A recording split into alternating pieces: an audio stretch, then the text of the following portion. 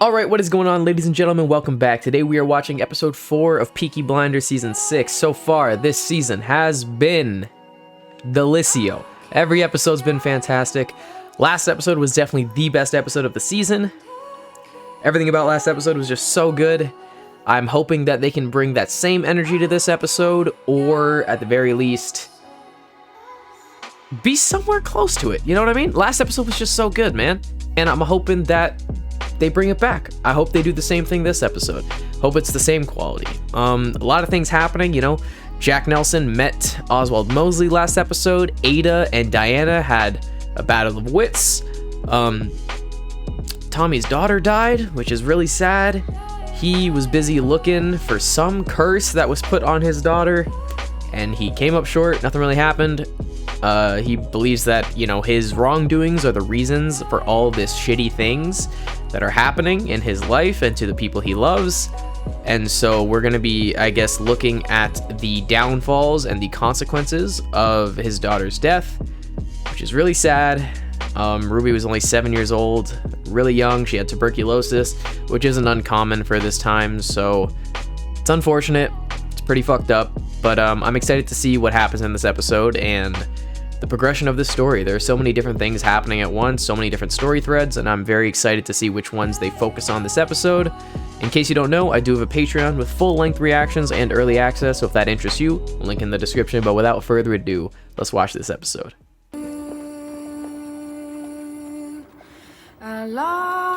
It's true, man. I didn't even think of Charles. I think that's his name, right? His son's name is Charles.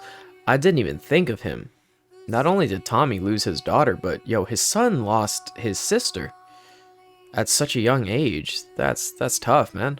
Man, the cinematography for this show is so beautiful. She deserved a golden carriage, but we didn't afford ourselves that luxury because gold doesn't work. Damn. Also, I'm really happy there's no music. That was the last lesson that Ruby taught us. It really makes it feel more raw. So am I. You made her laugh. Aww. You light the flame.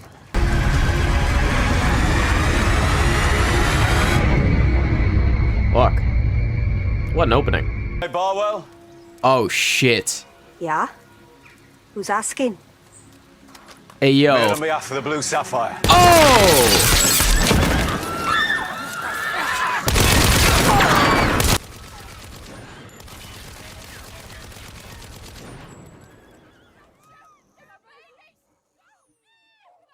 Hey, yo!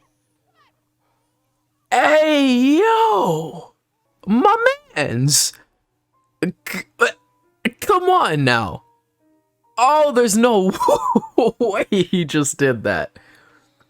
Like, so many times I question Tommy's consistency on his belief in spirituality, because he doesn't believe in religion or God, and believes that gypsy tellings are fools. Like, fool's tellings, because that's what he said in season 1 and season 2.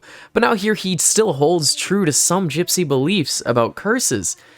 And then the Blue Sapphire, because Esme told him that this lady got it. And so she cursed his daughter, because both the kids died at 7. I don't hold any fucking truth to that claim, but he just murdered all of them, because he believes that she cursed his daughter. What the fuck? Holy shit. That, like, wow. What a retaliation.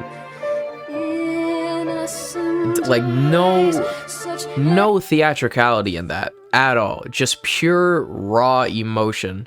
Walked up, this is on behalf of the Blue Sapphire, and just massacred them. I also find it very telling how the first time we see Tommy actually break down about his daughter is when he's completely alone. Doesn't do it when anyone else is around. A daughter lost. A son found. What? Before he went to France a long time ago at Appleby Fair, he slept with a girl. Her name was Zelda. I met her. Nah. We slept together under a hazel tree in May 1914. When she fell pregnant, Nah. father threatened to kill you. But he'd already joined the army and gone away to France. Nah. That boy is. You're bugging. Esme. Whoever he is, our business is done here. I brought you to this camp for a reason. You're And I brought him as well. bugging. If the losing of rubies left a hole in your heart, I'll send him to you. This random fucking 20-year-old If you man. give me a bit more gold. Go fuck yourself. Tommy, leave. Fuck Esme. Leave, Tommy. All she wants is gold. Just leave. I will not stop! Is this good that you overcome? What? I didn't understand any of that. Nah. Wow. Fuck. I climbed back up on the lock and I looked back. And I saw you waving that fucking boat hook in the coppers' faces. And I had you on the ground. All them years ago. Just because you let me win. Such a sweet scene, man, between these two. Remember Dudley Canal, line number 1, 3,172 yards of fucking pitch blackness. and rats 3,000 swimming there. yards, And then holy we'd come round the shit. corner, and there'd be a shaft of light. That's where we are now, Arthur. Just a few more yards to go, and you will change your ways.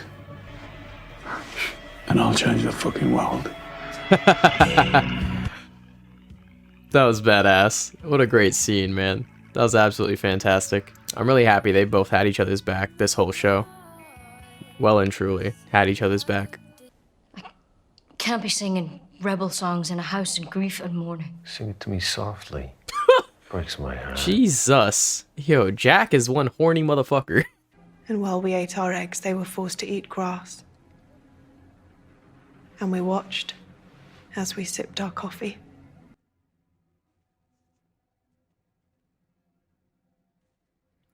How though? This is serious business. How though? How do you eat breakfast and watch that? Is that just me? Is that just me? I feel like that's on the same level of watching somebody shit into a bowl and then lick it. How do you watch that and eat breakfast? It takes a very specific class of people to find enjoyment in that. Let's sing a fucking song to raise our spirits. Go on, please. In a neat little town they called Belfast, apprentice to trade I was. You're gonna sing Grace's song? The song she sang in season 1. You're gonna sing that song in Tommy's house. Are you bugging? Oh my god. Yo, oh my god, he's just standing there in the shadows. Alright, bro. Relax, Batman. Jesus Christ. That's a warning. God damn. This dude cold as shit. Someone threw a brick through a window. What the fuck was that? And they laugh about it?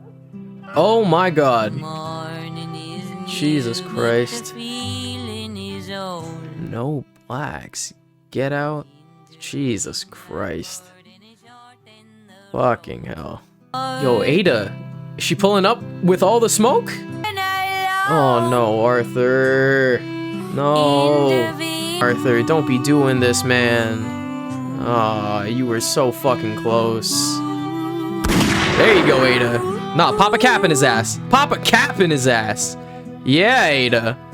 All the smoke. Yes, sir.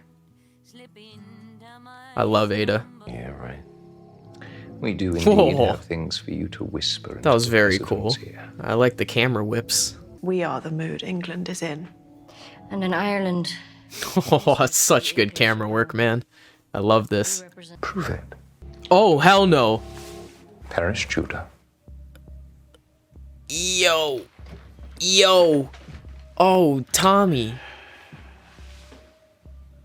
Paris, Judah. Wow. My man is good. My man is good at playing the sides. It's gotta hurt the inside of his soul, though. You know what I mean? Where will they send you, Carl? You're half gypsy, so to Egypt, maybe? Your dad was Jewish. He was the son of a tailor in Stetchford. How does that make you feel? They changed the Carl? thorn to stop the bricks coming through the You window. look like you're agreeing with the Nazis a little too much here, buddy. So where will they send you? I understand you're young and very impressionable, but please understand where you stand. Oh, fuck. That's sad.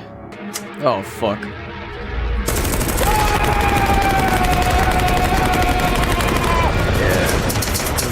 he does that quite often, actually.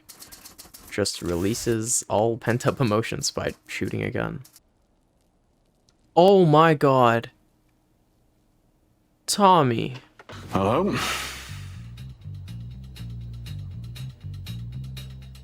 Wow. Okay then.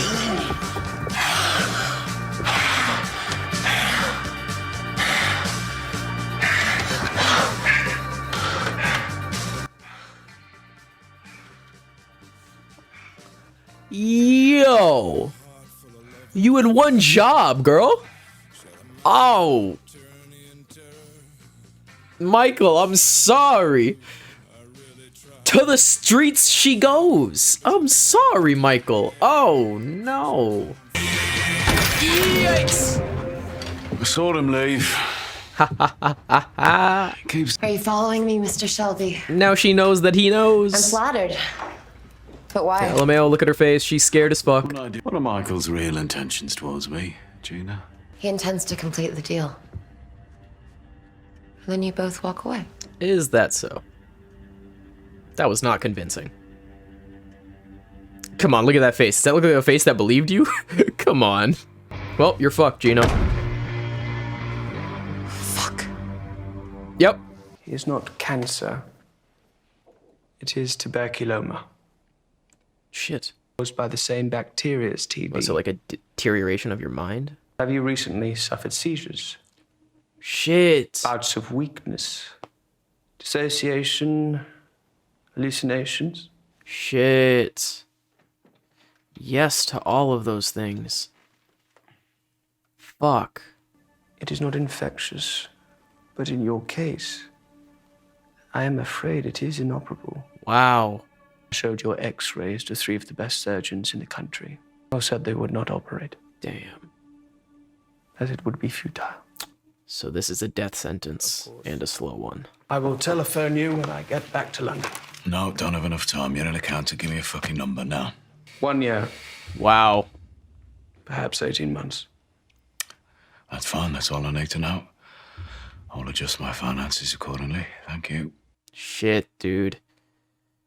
I will write you explaining the full Fucking shit. kill and kill.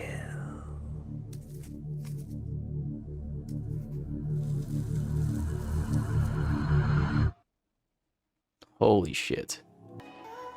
Wow. So we found some major shit out that episode. Holy shit.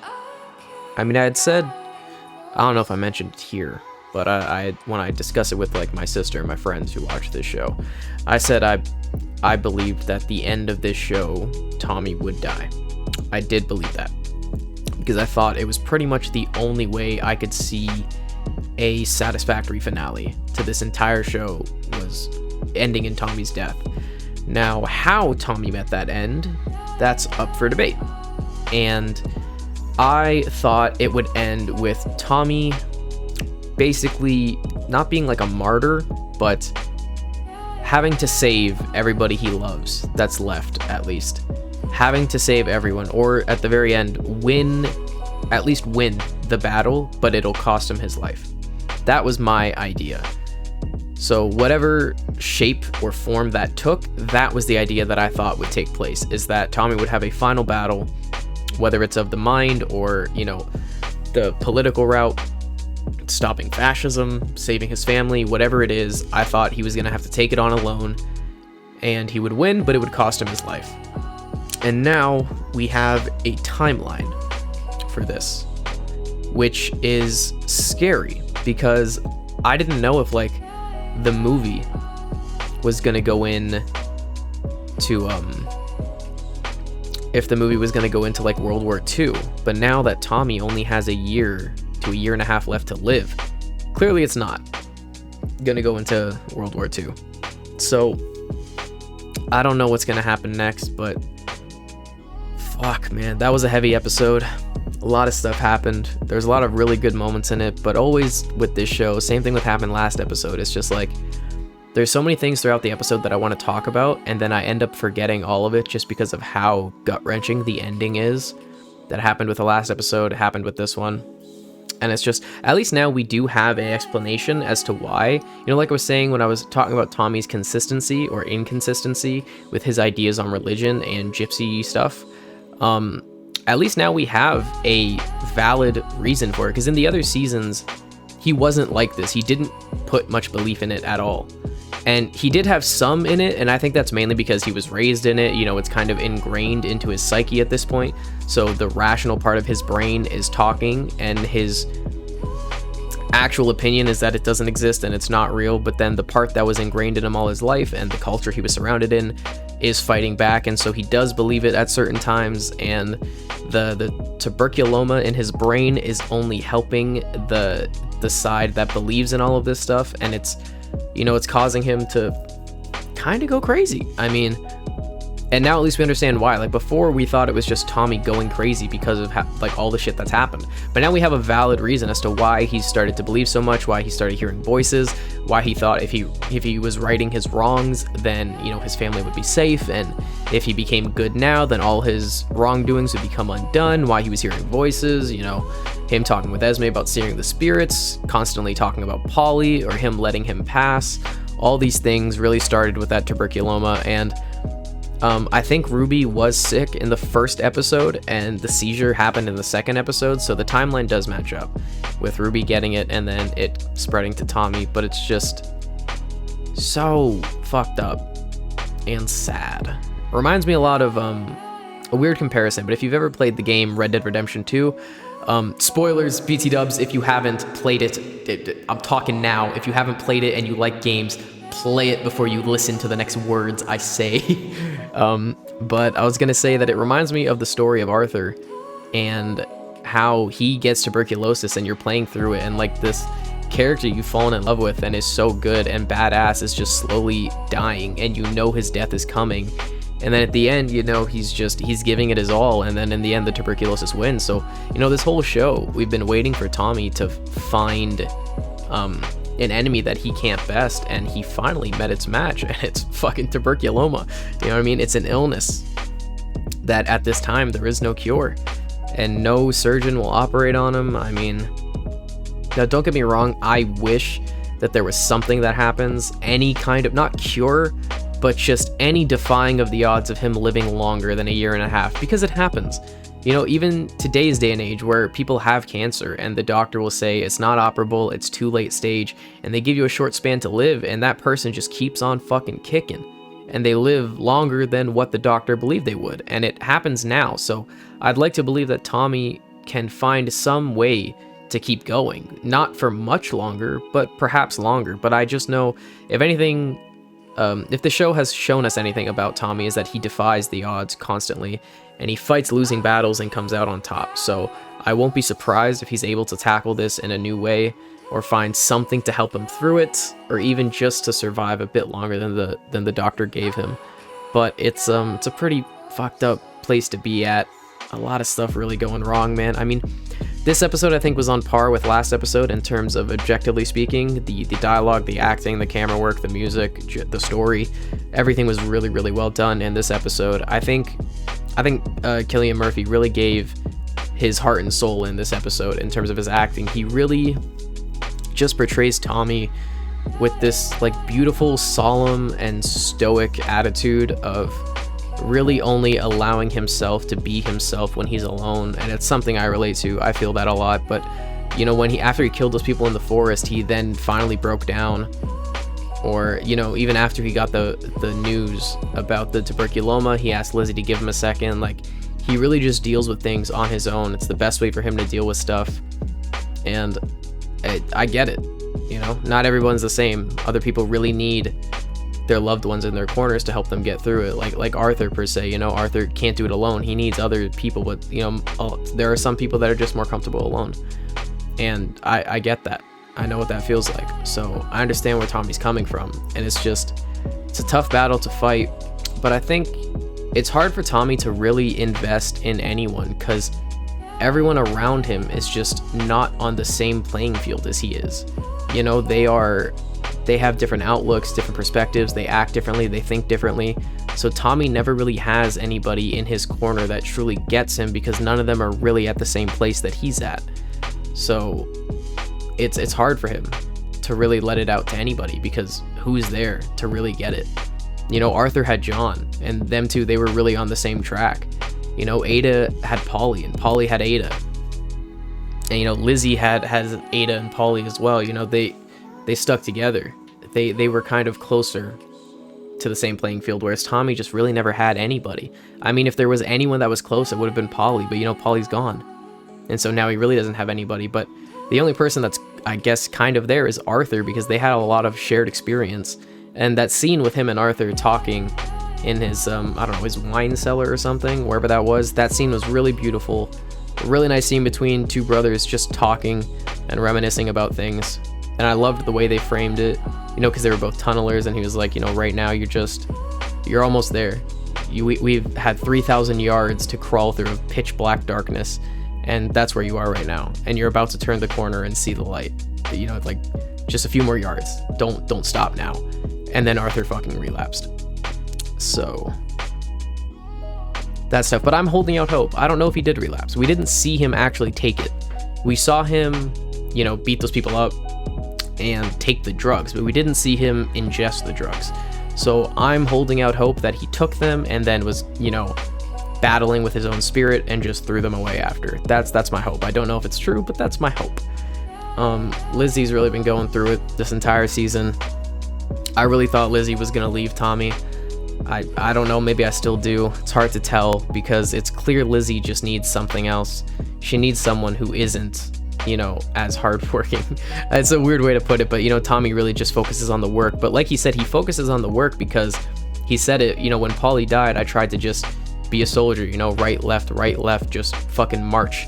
Move forward, don't think on anything for too long, because then you'll never move forward. You'll just constantly stay in the same place or just keep falling backwards and stumbling off the path. So he wasn't, you know, the touchy-feely type with Lizzie, because if he let himself go, everything would collapse, everything would fall apart. So he had to just keep working, because he can't stop. If he stops, he falls apart. So he needs to keep going, and that's affecting Lizzie a lot too. And it's clear, and Lizzie is not a fan of that, and I can't blame her for not being a fan of that, but she also kind of knew what she signed up for. Tommy's been this way since season 1. Such a good episode, though. Such a good show. The season's been fantastic so far. Gina. Fucking Oswald Mosley. Who saw that coming? I mean, I didn't think it would happen. Oswald has got to have the most game, because he even said to Tommy in season 5, like, I want to fuck the swan at the ballet, and then he fucked the swan. You know what I mean? Like, I don't know what kind of game this guy's spitting, but clearly it be winning. And then he evidently got Gina into bed, which I didn't think would happen. I thought Gina and Michael were tight, but I guess not.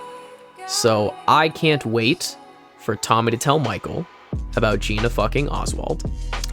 Then I can't wait for Gina to get disowned. Although I don't know if she will, actually. I don't 100% know that Jack would care that much if she was fucking Oswald Mosley. I do think if Tommy tells... I think Tommy doesn't have to tell Jack or Michael, but he could tell Diana, because Diana said that Oswald wouldn't have another mistress, or, you know, wouldn't fuck anybody. She was the last one. And here he is fucking Gina. So I wonder how Diana will take it. And clearly Diana has feelings for Tommy. I don't know where they come from or how they arise, but they're there. So whatever that means. That whole scene at his house was really well done. Tommy having to fucking do the Nazi salute was pretty tough to watch. Tommy is really good at just staying true to himself. He understands that the action only has meaning if you yourself believe the meaning, and for Tommy it fucking meant nothing, obviously. He's just using it to manipulate these people into his plan and be able to undermine them later on to get their trust. You know, Tommy understands that, and it's just obviously from the outside perspective. To us, it's like, holy shit, because Tommy is, you know, gypsy, and, you know, the Jewish people are talking about black people and Jewish people, and the Jewish people, the Nazis, are talking about the black people and the Jewish people and the gypsies, and, you know, killing all of them and how they're horrible and all this horrendous shit. So to make Tommy do that was the ultimate form of, like, are you really with us? You know, because they understand for most people, right? For most people, they wouldn't do it, right? They wouldn't do the Nazi salute and say, you know, perish Judah or whatever. They wouldn't say that because it's too much of an attack on their identity, on themselves. They wouldn't be able to, you know, forgive themselves if they did that. But Tommy knows better. He doesn't subscribe to this kind of bullshit. He doesn't need to. He knows who he is, so he knows that symbol and what he did means fucking nothing to him. He's aware of that. So it doesn't play on his heart. He doesn't feel guilty about it because he doesn't mean anything by it. He's simply using it to gain their trust, and that's it. So to him, it's a play in the plan, and it's working. So I think that's where they just, again, underestimate Tommy and not really get who he is. You know, I don't know how many times the show has had to show us, but Tommy's not your average Joe. He's not a regular guy. He's not someone with pride. Well, he's with pride, obviously, but he's not someone who falls prey to it. He works his pride into his plans. He knows who he is. He uses his rage. He uses his vengeance, his need for revenge, his want for his own form of justice. He uses all of his emotions and feelings and implements them into plans that help take down any enemy that he comes across. That's exactly what Tommy does. And so I think them underestimating that and not really knowing how Tommy works will only ever work in Tommy's favor. So that's a plus for us. The scene with the brick through the window against Ada was really fucked up. I'm really glad Ada went out there to kick some ass. I mean, I have loved Ada throughout this whole show, and I continue to love her. I've thought her and Polly were the best female characters of this show, and it continues to stand true. She is amazing. I love her. Her going out against those Nazis with the gun, I thought was amazing. It was badass. I was hoping she did that. Honestly, I wish she killed them. I'm gonna be real with you. They don't deserve to breathe. That's all I'm saying. They don't. So if Ada had killed a few of them, I wouldn't have blinked an eye. But I'm glad she at least put the fear of God in them. That's good too. I'm glad she gave Carl a good stern talking to because, you know, Carl's at that age where he, you know, teenage rebellion angst, very impressionable, very malleable. He can hear anything from anyone and be easily manipulated into believing it's right. And, you know, probably, I guess, just from the way he was talking and the way he was talking to Ada about, you know, her daughter being sent off to Africa. And then I'm glad Ada was like, well, where are they going to send you, buddy? You think because you look white, your skin color is white, that you're safe? Like, yeah, even though he didn't know he was also Jewish, he was still Gypsy, and the Nazis want to kill the Gypsies too. And so I'm glad Ada was like, you're also Jewish, so like, don't forget that you're in this fight too. All right, don't think you're safe. These people are fucking fanatics. You know, they're horrible people. I don't know how anybody arrives to these conclusions of looking at somebody because of their race or their ethnicity and thinking they're, you know, inferior. I really don't know how someone arrives at that, but, you know, clearly the Nazis got there, and, you know, Carl was kind of falling prey to that. So I'm glad Ada gave him a good talking to, as a mother should, you know, putting her son on the right course. And I hope Carl doesn't fall prey to that path of complete idiocy. I hope he understands what side he's on. I really feel bad for Ada. You know, she's been keeping it together, though, this whole season. She's been really strong, and I hope she continues to thrive. I really do. But all in all, a fantastic episode. A very heavy one, but I mean, every episode is kind of like that. Very excited to see what happens in the next two. We only have 2 episodes left, 5 and 6. Feels sad to say, man, because this is one of my favorite shows of all time. And it's a phenomenal show, so it feels really sad to see it come to an end. But, you know, depending how well they stick this landing, might go down as one of the greatest shows of all time. So, we'll see. That's about it for me. I'll catch you guys next time. Peace. Hey guys, thank you all for watching that recent video, and I just want to give a special shout out to Oko Canutilla. I hope I'm pronouncing that right. I'm really sorry if I'm not, but just want to give a special shout out to you. You've been subscribed to my tier 1 on Patreon for a while now, and I appreciate you so much. Thank you so much for the support. Love you guys.